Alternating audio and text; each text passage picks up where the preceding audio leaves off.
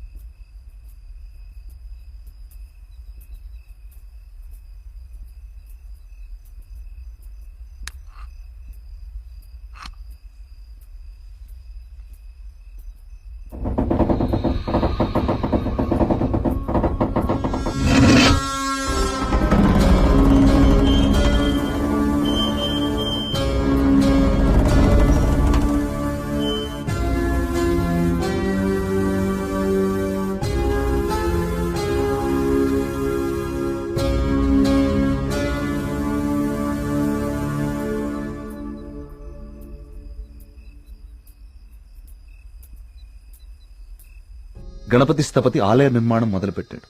స్వామి విగ్రహం అతన్నెందుకో బాగా ఆకర్షించింది. రహస్యంగా ఆ విగ్రహాన్ని పరీక్షించడం మొదలుపెట్టాడు. ఆశ్చర్యపోయాడు. కార్తీక పౌర్ణమి రోజున కొన్ని ఘడియల సేపు స్వామి విగ్రహానికి ఒక వింత శక్తి వస్తుంది.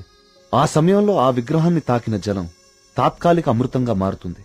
మనిషి వయసును తగ్గిస్తుంది. కానీ కొద్దిసేపటికి యథారూపం వచ్చి అదే మనిషి ప్రాణం తీస్తుంది. అదే ఆ విగ్రహాన్ని కొన్ని రసాయన ద్రవాలతో లేపనం చేసి తిరిగి అభిషేకం చేస్తే ఆ జలం ఈసారి శాశ్వత అమృతంగా మారుతుంది. ఇదంతా కేవలం కార్తీక పౌర్ణమి రోజున మాత్రమే జరుగుతుంది. స్వామి విగ్రహానికి దాని కింద అంతర్భాగంగా ఉన్న శిలకు ఈ శక్తి ఉందని ఆయన కనుగొన్నారు. మహారాజుకి ఈ విషయం చెప్పాలని వెళ్లి చూసేసరికి మహారాజు రవివర్మ చింతాక్రాంతుడై ఉన్నాడు. కారణం, తమ రాజ్య సరిహద్దుల్లో పరమ క్రూరుడైన అస్లం ఖాన్ తన సైన్యంతో ఈ రాజ్యాన్ని నాశనం చేయడానికి సిద్ధంగా ఉన్నాడు. అస్లం ఖాన్ సైనిక బలంతో పోల్చుకుంటే తమ సైన్య బలం సగం కూడా లేదు. ఓడిపోవడం తథ్యం అనే దిగులుతో ఉన్నాడు మహారాజు. గణపతి స్థపతికి ఠక్కున ఒక ఆలోచన స్ఫురించింది. స్థపతి ఆ విగ్రహం గురించి తాను కనుగొన్నది చెప్పాడు. రాజు ఆశ్చర్యపోయాడు. ఆ రోజు కార్తీక పౌర్ణమి, అంటే స్వామి విగ్రహానికి వింత శక్తి వచ్చే రోజు. స్వామికి అభిషేకం చేసిన ఆ జలాన్ని తీసుకుని మహారాజు మారువేషంలో అస్లం ఖాన్ గుడారానికి వెళ్లాడు.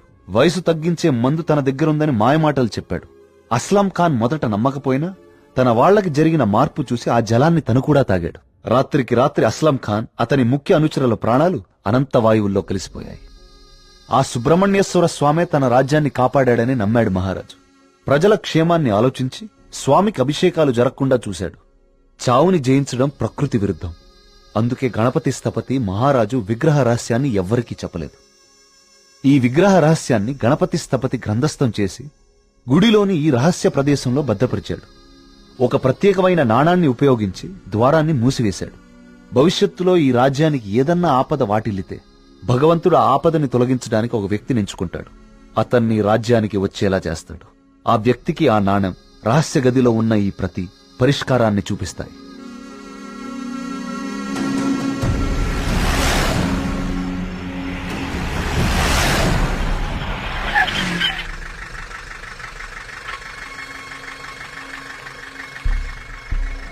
సైకోసిస్ ఇండ్యూసింగ్ ప్లాంట్స్ ఇవి జర్మనీ పరిసర ప్రాంతాల్లో మాత్రమే దొరుకుతాయి.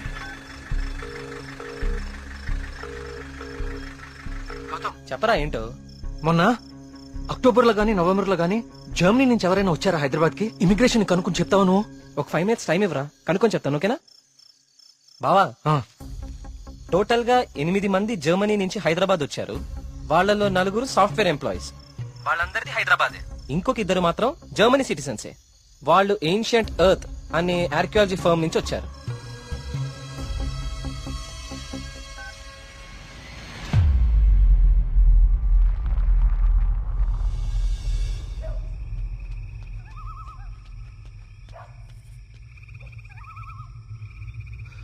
వర్మగారు, ఏం జరుగుతుంది ఇక్కడ? అందరం ఈ ఊరు వదిలి వెళ్ళిపోతున్నాం బాబు. సార్, నా మాట కొంచెం వినండి. ఇంకా ఏముంది కార్తీక్ వినడానికి? ఏముంది? అక్కడ చావు బతుకుల మధ్య పోరాడుతోంది నా కూతురు కాదయ్యా, నా ప్రాణం. అక్కడ హాస్పిటల్ బెడ్ మీద నా కూతురు ఊపిరి పీల్చుకునే ఒక్కొక్క సెకండ్ నా గుండె 100 సార్లు ఆగి కొట్టుకుంటుందయ్యా. మళ్ళీ ఊపిరి పీలుస్తుందా లేదా?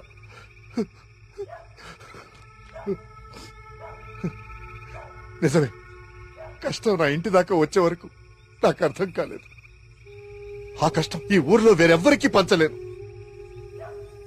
ఈ వయసులో పిల్లల్ని పోగొట్టుకునే దౌర్భాగ్యం ఏ తల్లిదండ్రులకి రాకూడదు. వెళ్ళని, వీళ్ళందరూ ఎక్కడికి వెళ్ళా ఎక్కడో క్షేమంగా ఉన్నారన్న తృప్తైనా మిగల్ని. వెళ్ళిపోని. మనందరం ఎక్కడున్నా ఆ రోజు త్వరలో వస్తుందన్న ఆశతో బతికేద్దాం. వెళ్ళండి, అందరూ వెళ్ళండి. దయచేసి నా మాట వినండి, ఒక్కసారి నా మాట వినండి, నేను చెప్పేది కొంచెం వినండి.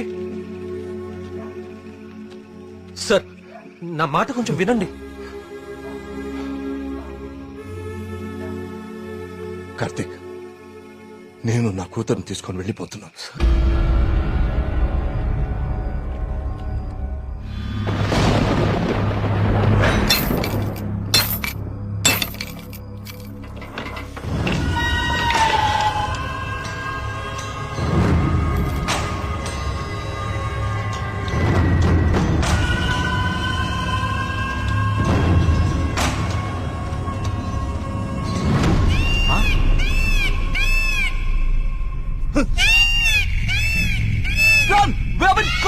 వచ్చేయండి రా.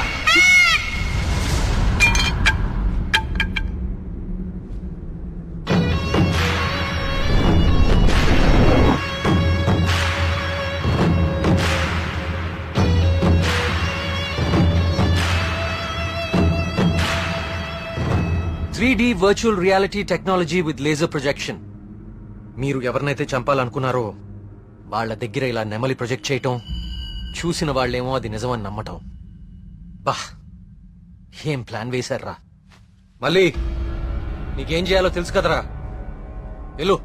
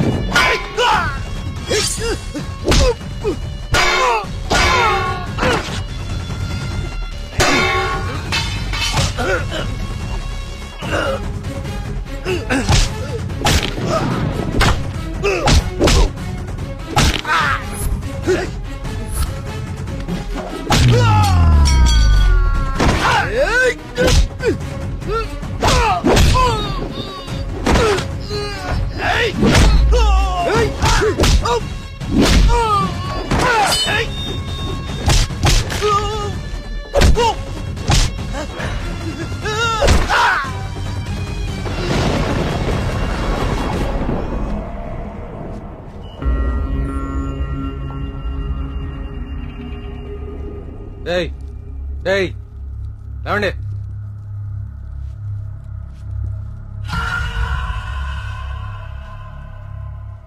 ఏంటి ఊరు వదిలి వెళ్ళిపోయారనుకున్నారా వీళ్ళందరూ? మిమ్మల్ని బయటికి రప్పించడం కోసం మేము ఊరు వదిలి వెళ్ళినట్టు నాటకం ఆడాం.